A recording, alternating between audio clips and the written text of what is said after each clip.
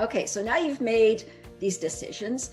Now we're going on to step 3, which is sorting your photos. Well, that actually can be also very easy to do. You set up your categories.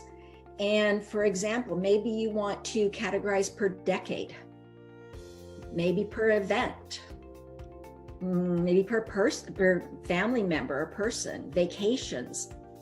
So you're going to sit down at a table and you're going to almost like playing cards, right? Boop, boop, boop, boop. You know, what I'm strongly suggest is this may not be the time to really reminisce.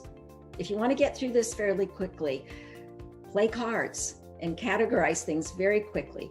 You can always go back and recategorize, or what you may find, like I did when I did this, is maybe one category really in the end needs to be 2 categories.